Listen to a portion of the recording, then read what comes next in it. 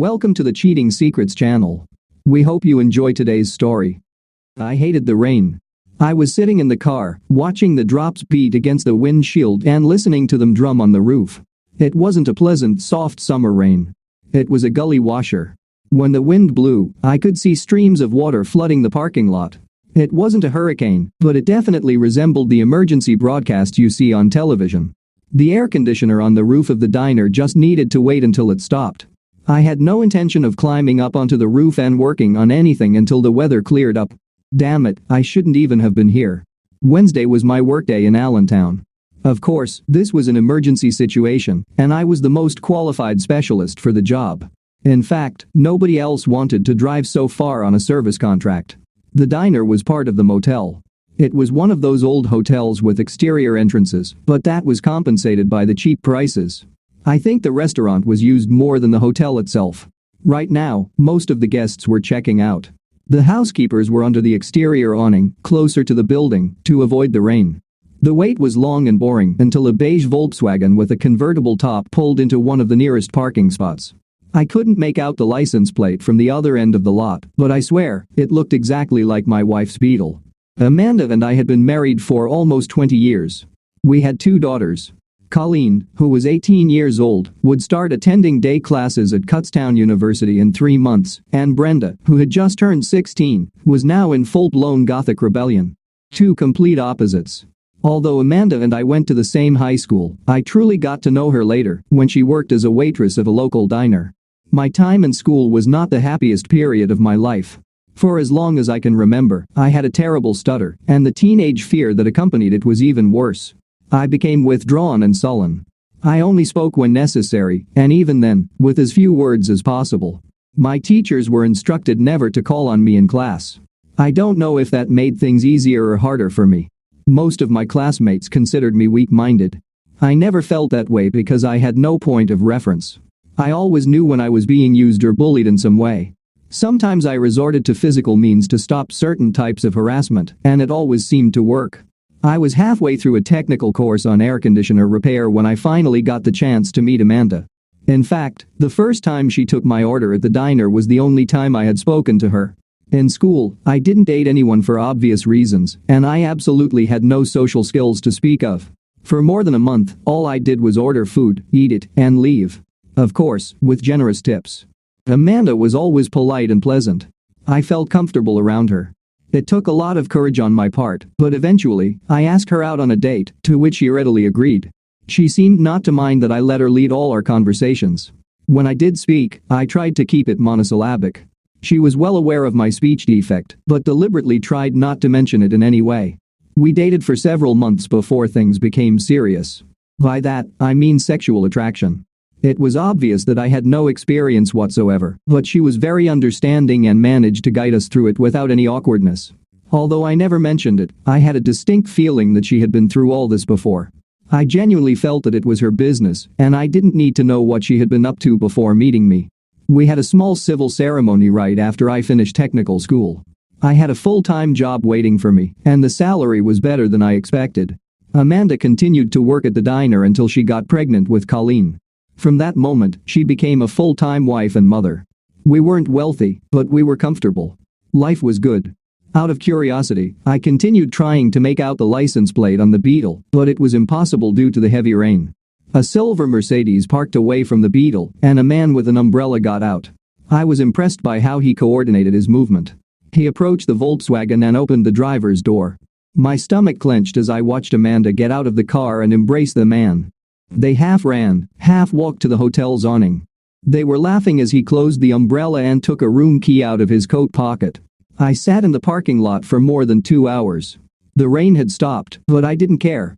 I got out of the car just enough to approach the Mercedes and take down the car's registration number. Finally, they came out of the room, still laughing, and headed back to their cars. Before getting into the Volkswagen, Amanda quickly kissed her companion on the cheek. That's how a wife kisses her husband, not a lover. She never noticed my car parked on the other side of the lot. It seemed she paid attention to nothing but her companion. I cried, watching as they both left the parking lot.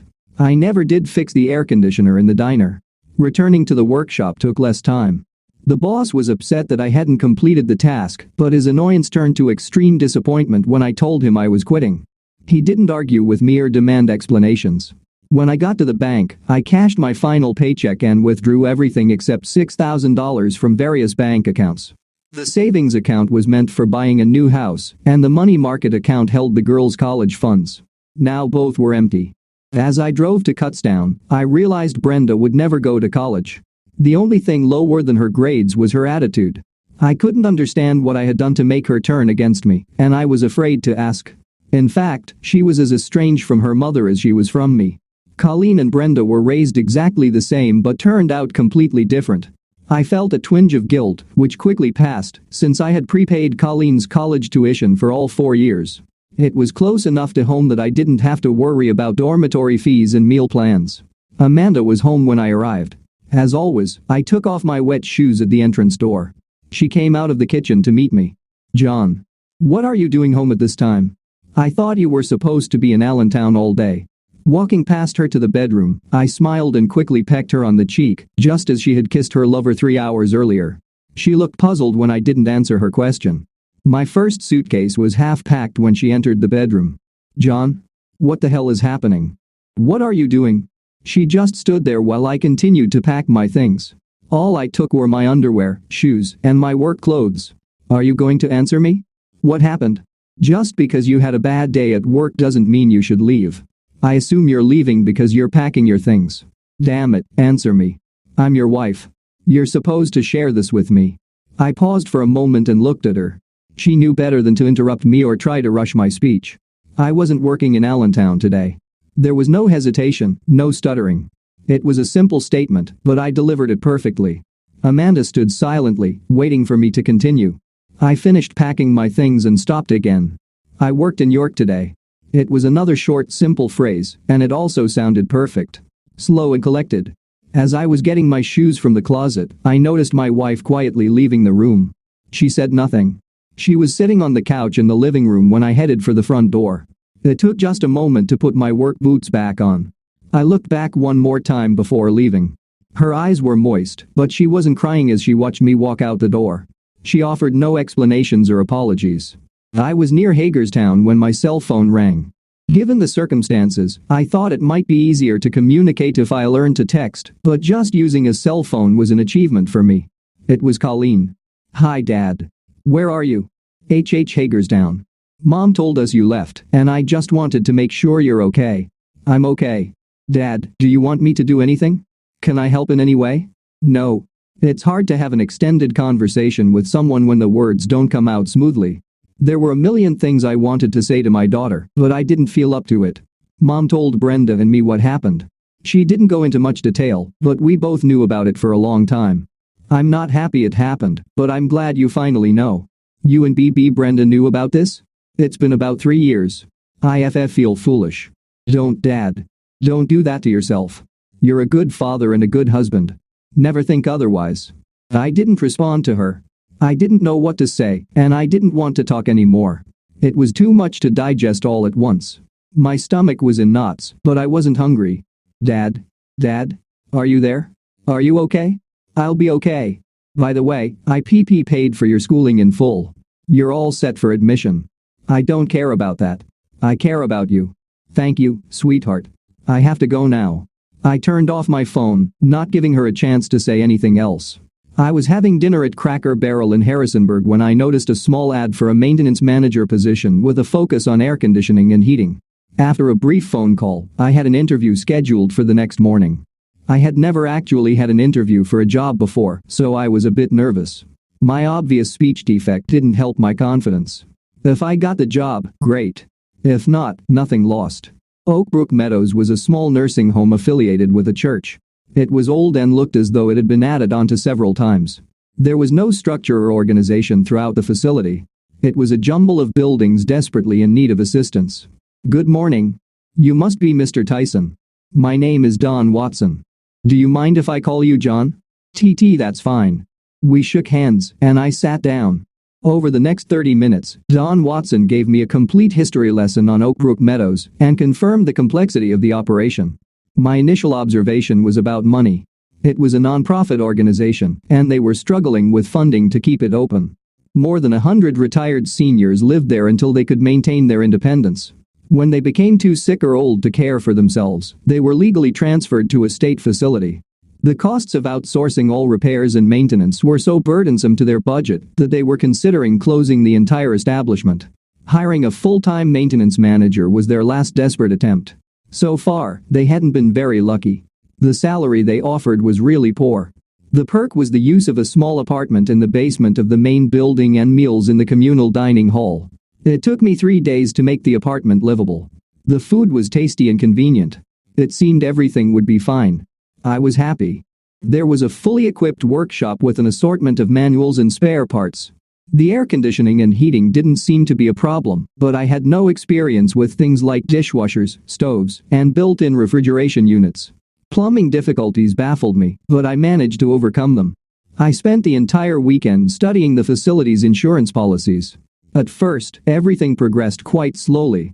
After dealing with a few things that needed immediate repair, I conducted a full inventory of items that required or would require some maintenance. I tried to balance the situation a bit to mix some simple tasks with more complex ones. This made the day-to-day work somewhat easier. Of course, critical issues were the priority. It only took a few weeks to get used to a comfortable daily routine. By day, I took care of business, and by night, I made my new dwelling livable. I kept my cell phone charged but turned off. I had a landline for work and an old computer with Windows 7, which I set up to keep track of maintenance. Don was pleased with my work, and I was satisfied with the situation as a whole. Life was good. It's been more than 3 months since I left. I decided to call Colleen on her birthday. It was my first contact since I left. I was surprised that no one had tried to reach out to me and depressed that nobody seemed to care to try. Of course, my phone had been off almost all this time. Colleen. It's Dad. Happy birthday. Dad. It's so good to hear from you. Your phone has been off. Where are you and what are you doing? I've been worried about you. Slow down. One question at a time. I'm okay. I have a JJ job and a place to live. I'm more concerned about how you're doing. School is good. I'm living in a dorm room with 2 other girls. I've been sticking to the meal plan instead of going home to eat. I have a part-time job at a snack bar near campus. Do you need anything? No, I'm fine. Is everything else okay? No, not exactly. Mom is really down. She told Brenda and me about what happened. I don't think she regrets what she did, but she's sorry that she got caught. She got a job at Zinna's snack bar, but I don't think she's making enough to keep the house. She sold all your tools and junk from the garage and is selling off the furniture. The last time I talked to her, she said she was going to talk to the bank about the mortgage payments. I think she's planning to give the house back. It's a shame. It was a good house. Oh, by the way, Brenda disappeared. A few weeks after you left, Brenda and Mom had a big fight. Just so you know, you're not Brenda's biological father. It's some guy from Gettysburg named Samuelson. I think he's the guy she was seeing the day you found out. Anyway, Brenda left and sent a postcard from San Francisco. It feels like I'm the cause of a lot of suffering. No, Dad, it's not like that. Mom brought all of this on herself. Colleen, give me your address. I'll send you a power of attorney so it's easier for your mother to get rid of the house. You don't have to do that, but it would make things easier for Mom. Staff did not eat with the residents of Oakbrook Meadows. They ate a little later and in a separate part of the dining hall. By this time, I had become friends with other employees and a few of the residents. I don't know why I thought of them as inmates, but it seemed fitting. Ivy James soon became a regular at my dining table. Ivy was in charge of laundry at the facility. Actually, she was the launderer at the facility. Most of the residents did their laundry in the communal laundry room, which I also had to maintain.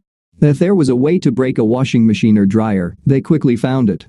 Ivy was about 40 or so. She wasn't a dazzling beauty, but she wasn't a crocodile either. I learned that she was single and had never been married. She worked hard and was in pretty good shape, as far as I could tell. She lived with her parents, who dropped her off and picked her up from work. What set her apart from everyone else and endeared her to me was that she was deaf. Before I knew it, I found myself spending more and more time with Ivy. She had a small notebook on a strap around her neck, and she used it when necessary. Usually, she managed just fine without it. She was quite good at reading lips, and for some reason, I didn't stutter when I was with her. I didn't even need to speak the words. I could just mouth them. This was somewhat comforting.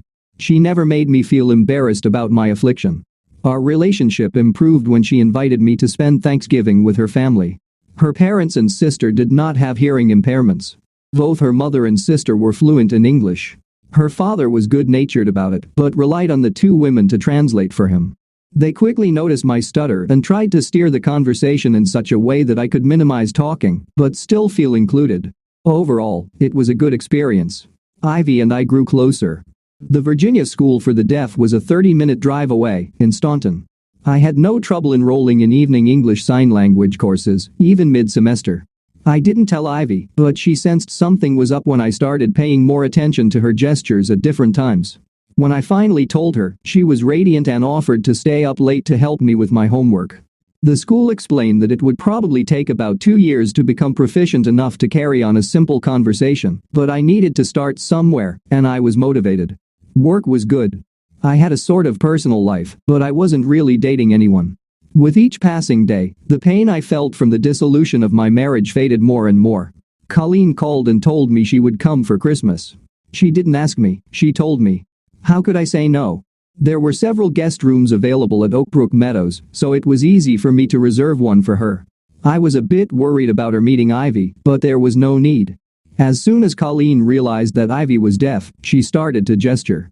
She wasn't very good at it, but good enough for them to converse for a long time without me. Colleen had taken 2 sign language courses in high school and had furthered her education in college. Of course, dear old dad knew nothing about this. It seems she had already decided to major in special education at Kutztown. In the end, we spent most of the Christmas break with Ivy and her parents. Of course, I still had to take care of repairs. It seemed everything continued to break down, despite it being the holiday. Colleen didn't seem to mind that I sometimes had to leave her. I was a bit embarrassed when Ivy kissed me under the mistletoe, but Colleen seemed to enjoy my discomfort. Before leaving, Colleen casually mentioned that, in her opinion, Amanda was still in touch with Jeff Samuelson. It wasn't something she told Colleen directly, but just small hints and things she accidentally said or referred to. Colleen got the impression that she was planning something that was supposed to happen in the future and was looking forward to it. 2 weeks later, I was satisfied. She didn't ask for anything. She just wanted a divorce. I signed everything and sent it back to her lawyer. Only one thing bothered me. I was furious. She used me, took advantage of my situation, and then felt she could just discard me when I was no longer needed. It was wrong. I know. I left her and opened that door. It was still wrong, and I wanted to find some balance. I was happy with my new life and, generally, should have just accepted my luck and moved on. I couldn't do it. Ivy didn't gloat when I told her about the divorce, but it was obvious her mood had slightly improved. She was the same as before, but better. My nights were sleepless as I continued to think about being used. My pride was shattered. She messed up, and I was the only one who suffered. I know that's usually how it goes, but I still didn't like it. I needed to calm down. It was Monday, 6 a.m. I was drinking coffee at the Ugly Mug Cafe in Gettysburg, waiting for Jeff Samuelson to leave for work. He left his house at 7 a.m., just as I arrived. I dressed up a bit for my meeting with Mrs. Samuelson because I didn't want her to feel uncomfortable. I had no idea what I was going to say when I rang the doorbell. Even though it was still early, she was already dressed. I was afraid she would be in pajamas or a robe. Yes? Can I help you? Mrs. Samuelson, my name is John Tyson. I was hoping I could take a minute of your time. Are you selling something, Mr. Tyson? I don't think we would be interested. No, ma'am. This is a personal matter concerning your husband and my wife. She stood silently, deep in thought. I couldn't tell if she was about to ask me to leave or invite me in. Is your wife's name by any chance Amanda? Isn't it? Yes, ma'am. Please, come in, Mr. Tyson. We really need to talk. The next 2 hours were spent with Mary Samuelson. When I left to return home, I wasn't sure if I felt better or worse. She had suspected something for years, but could never pin down anything specific. She was calm and stoic for most of our conversation until I mentioned Brenda. That's when her demeanor changed. That's when I decided it was time to leave. My job was done. The first thing I did upon returning was to tell Ivy everything. I couldn't start a relationship with her if we had secrets. She seemed to understand and spent a little extra time trying to comfort me. Everything came full circle. Ivy and I were looking into adopting a home. We were too old to start our own family, but Ivy was interested in either foster care or adoption. We explored our options and found out that our chances of adopting children with hearing impairments were quite high. People in Staunton would be more than happy to help us. Dad, it's Colleen. I wasn't expecting a call from my daughter in the middle of the night. Hi. Is everything okay? Not really, but you don't have to worry. I'm at the Baptist Hospital in York. Mom was shot. She's okay, but I felt I had to call you. Okay. And now you've got my attention. What the heck happened? From what I can piece together, Mom and Mr. Samuelson were dining at Cracker Barrel when Mrs. Samuelson walked in and fired a .22 caliber revolver at them. All shots missed except for one, which just grazed Mom in the right arm. It wasn't serious, but she needed medical attention. They're going to discharge her in a couple of hours. I'll stay here, then take her home. What happened to her boyfriend? He didn't get a scratch, but he vanished suddenly before the cops arrived. He just left Mom in a bind. Mrs. Samuelson sat in a chair and calmly waited for the police to arrive. I suppose there's no reason for me to come there? No. I'll take her home. I'll call you later. Oh, I forgot, Mom is really mad about her boyfriend running off on her. I've never seen her so furious. Thanks for the call. VB, by the way, keep some time free in early April. Your dad is going to get married. Congratulations. I'll definitely be there. Oh, I won't tell Mom. It would really crush her right now. See you. Hanging up the phone, I thought it would be best to tell Ivy something about the upcoming wedding. And so ends the saga of the quiet, cool-headed man. He bought a house and moved into it with his new wife. They adopted 3 children and fostered several more. Colleen got a job teaching at the Virginia School for the Deaf and got married a year later. John continued to work at Oakbrook Meadows, but Ivy did not. Amanda still works at the snack bar. Jeff Samuelson was never seen again. Life is beautiful. Thank you for being with us and listening until the end. If you found it interesting, please subscribe, give us a like, and leave your comments. And we'll see you on the Cheating Secrets channel.